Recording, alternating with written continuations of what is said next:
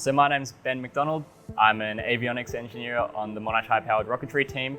On this project, I have worked on the integration of our front end and our pad station hardware that controls and launches our hybrid engine Solaris MkII.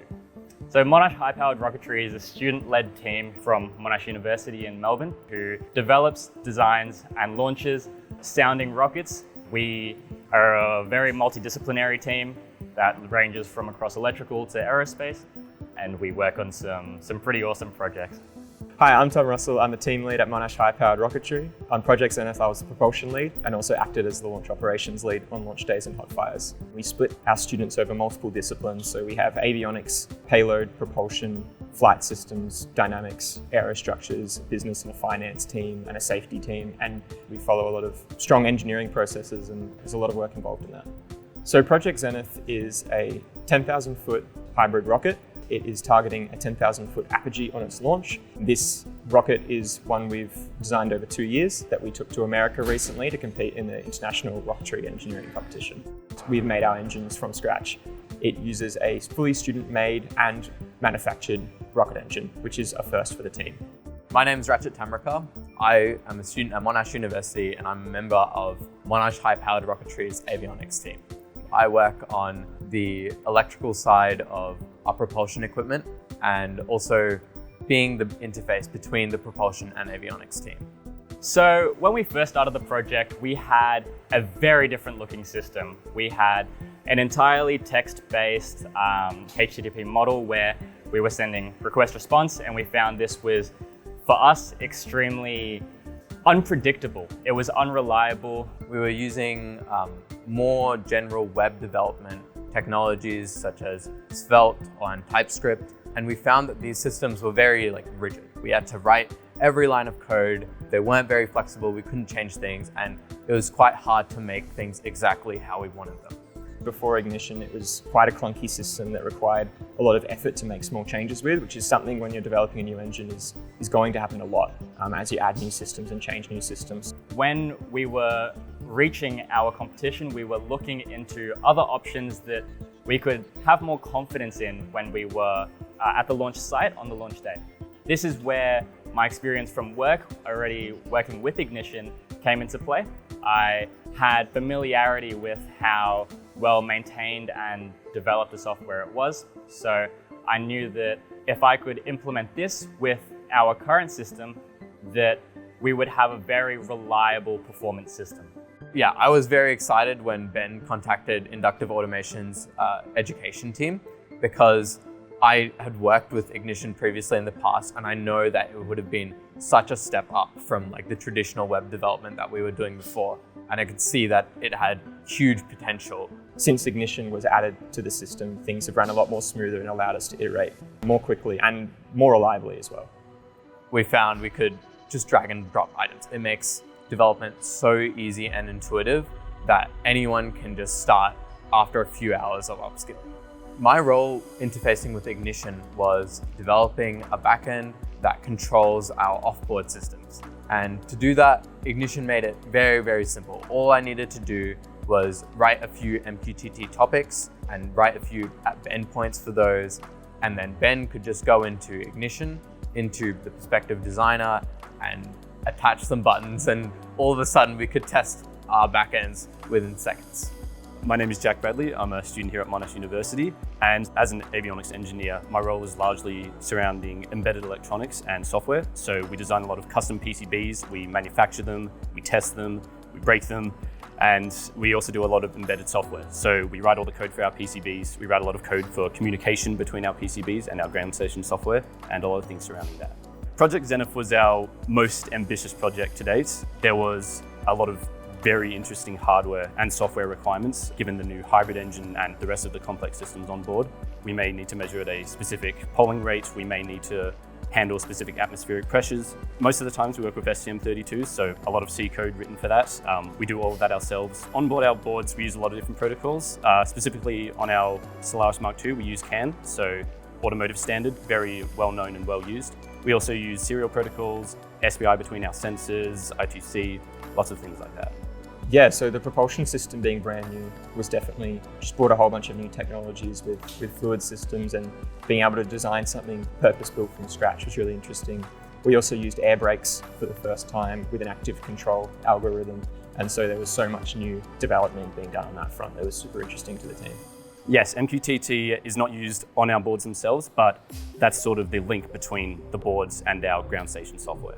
From our offboard systems, we are pushing all of our data through topics into an MQTT broker. And we're using MQTT as our main form of communication on the ground. And from there, all of our topics that are getting written to are fed back into Ignition. And we're using that as our main forms of data management. So a big part of why MQTT was so simple for us was because of Ignition's MQTT module. We could just set up the front end however we wanted and use the inbuilt tag functionality to easily hook up buttons and displays to those endpoints. One of the big pain points for us was developing a system that was responsive and safe, because our engine inherently is a very unsafe system where we're working with nitrous oxide that is 50 to 60 bars on some day. So we need to have a reliable enough fill station that when we want certain valves to open and close, that they definitely do open and close. And this was an issue that we were running into with our previous system, where there might be an unexpected, unpredictable delay in when the valves were opening and closing. But once we switched over to Ignition, we never had any sort of delay, and the safety of the system inherently improved a lot. After safety, we need the system to be reliable. We're controlling what the entire rocket rides on, literally. And this third thing is that we want the system to be upgradable. So we're not trying to stop at Solaris MkII. We want to go to Solaris MkIII, Solaris MkIV. We want to integrate new backends that control systems like our air brakes, like our flight computers, and be able to have readouts from all of those different systems. In terms of visualization, I aim to develop a front end that was very simple to use on the day, where all of our actual launch controls functionality was included on one screen.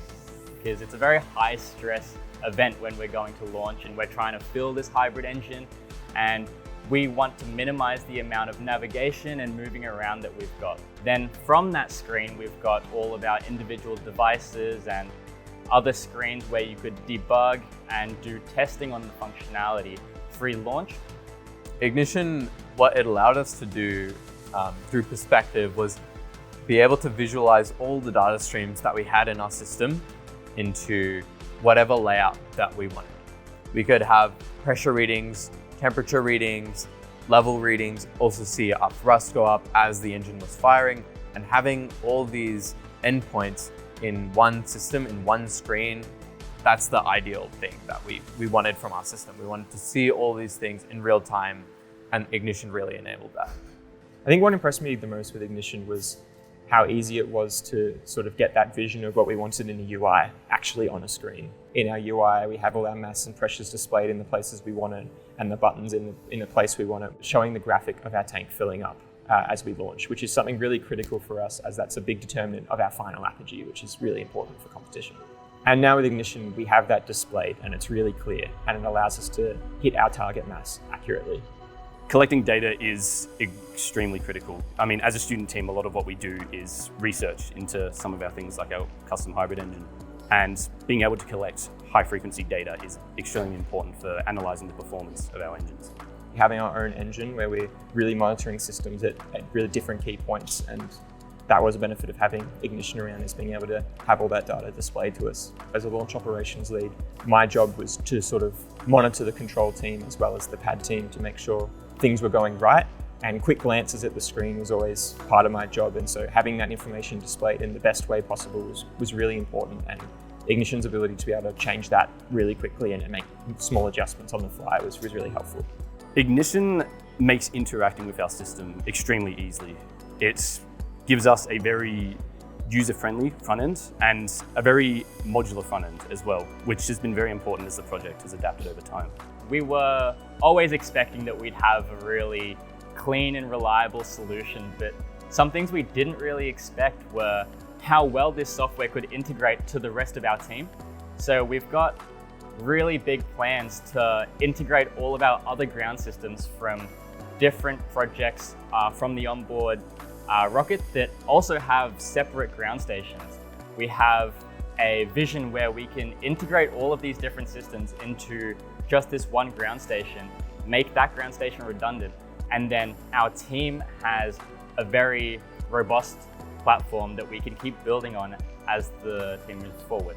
We also found that some internal features with Ignition that we didn't expect to use were embedding web pages. So we have a database that has a web viewer, and we were able to embed that web viewer as well as our IP cams footage within pages in our Ignition project. So without needing to leave this one web page, we were able to navigate to another page that has a live feed that shows us our data logging.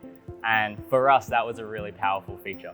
We're really proud to win the Gym for Fire Award for Technical Excellence at IREC 2025. And that was partially due to our podium session, which we ran, which was a presentation on our unified ground station system, sort of including Ignition as well as the other systems we've been working on, which showed some sort of really advanced progression on that front, as well as our overall systems engineering processes and technical reports and documents showcasing sort of the advanced nature of our rocket compared to the rest of the teams.